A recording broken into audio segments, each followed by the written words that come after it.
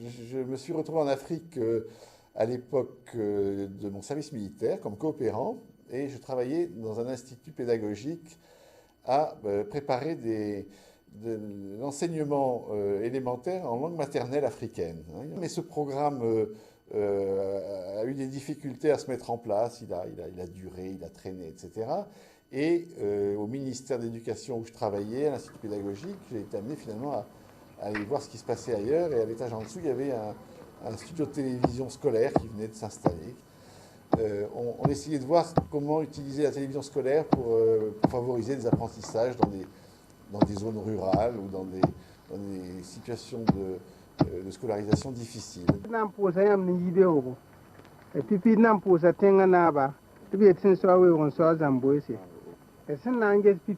La question posée par l'animateur est la suivante.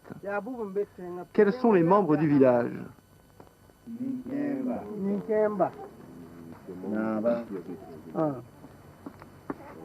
Chacun apporte un élément de la réponse. Il y a les vieux, le chef, les vieilles,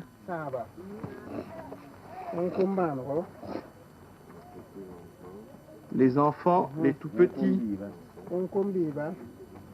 le cultivateur, les adolescents,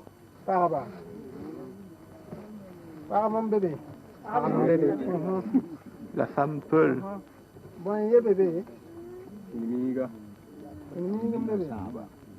les musulmans, les chrétiens, les commerçants, le masque du village,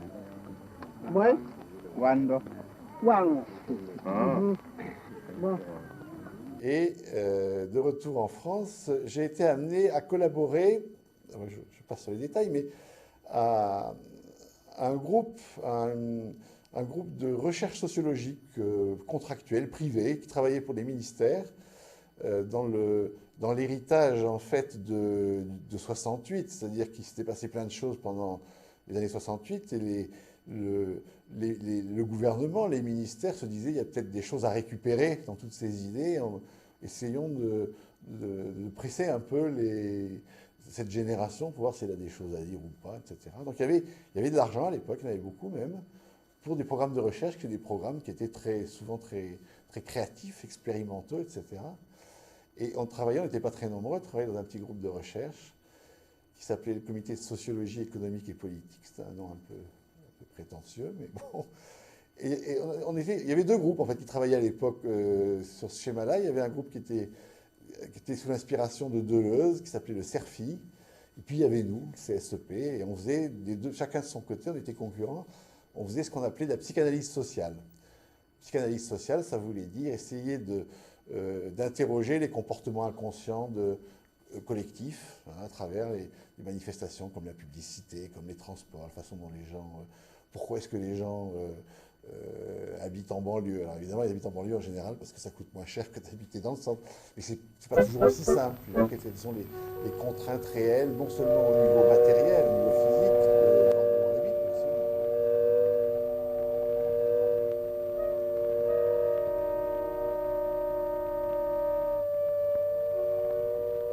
J'ai remarqué que les gens avaient horreur d'aller en banlieue.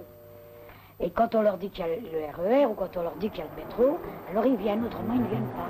Bonsoir camarades, bonsoir. Bonsoir.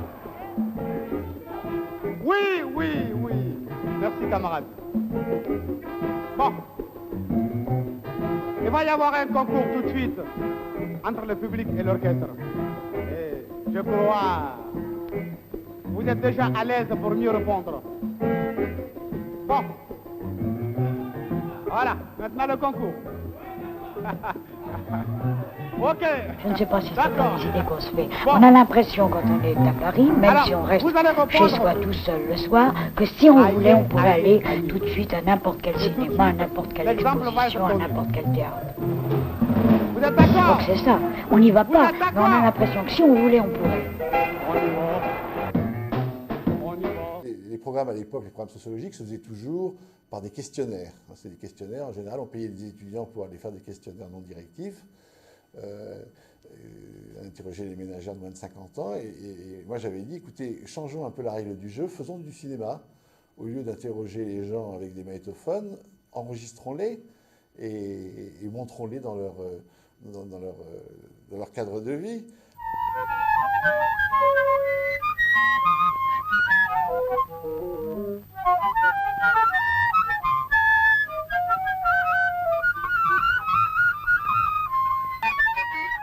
Si on habite le quartier, très vite, on connaît tous les coins.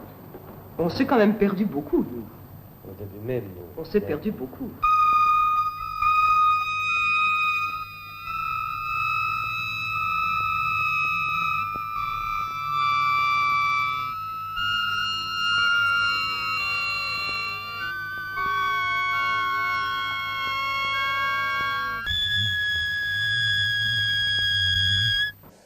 Disons que il y avait une idée qui était très forte, à mon avis. Il y avait une idée qui était latente à l'époque.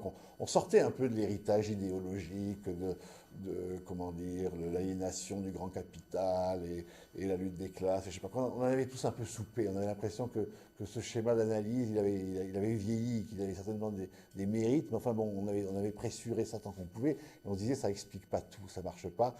Ce qui est en train de se passer au niveau de la télévision, au niveau de la radio, etc., ça redistribue la règle du jeu, il se passe des choses curieuses. La publicité aussi, c'est un phénomène qu'on analyse mal, c'est en train de changer complètement.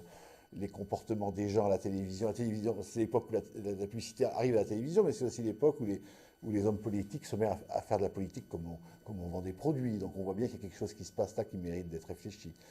Mais la question, c'était avec quel outil est-ce qu'on va réfléchir sur ces comportements. Et alors peut-être parce que moi j'étais linguiste, j'en sais rien, c'est peut-être ça qui m'a aidé, j'ai été convaincu très vite qu'il ne suffisait pas de faire d'analyse de contenu, il ne suffisait pas de réfléchir sur le contenu de ce qui se passe, sur le contenu de ce que disent les gens, mais il fallait prendre en compte la dimension pragmatique, le contexte physique de la communication. Je trouve ça très pratique. Mais je crois que tout le monde est d'accord pour le dire, c'est très pratique.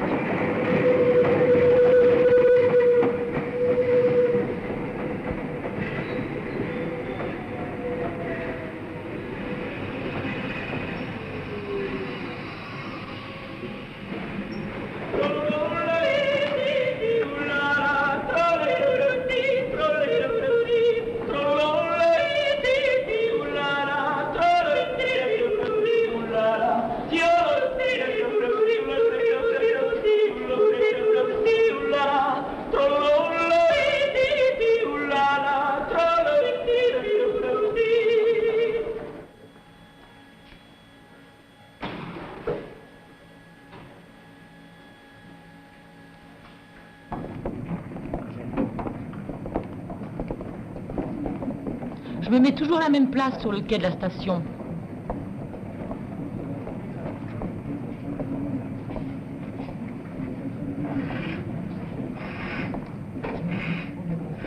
Mais je sais que c'est temporaire, pour moi. Ça, c'est un temporaire qui va durer un petit peu, mais...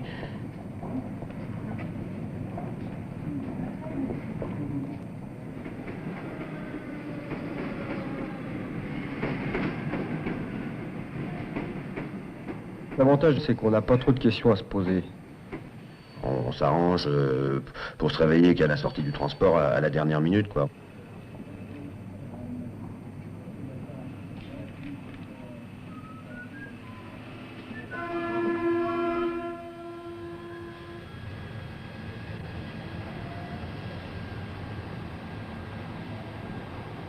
C'est un moment qu'on ne peut pas exploiter à quelque chose qui... En faisant quelque chose qui vous rapporte et qui vous permet de gagner du temps dehors. S'il y a un seul côté utile, c'est le moment qu'on utilise à lire son journal et peut-être s'il n'y avait pas les transports en commun, on lirait peut-être pas les journaux.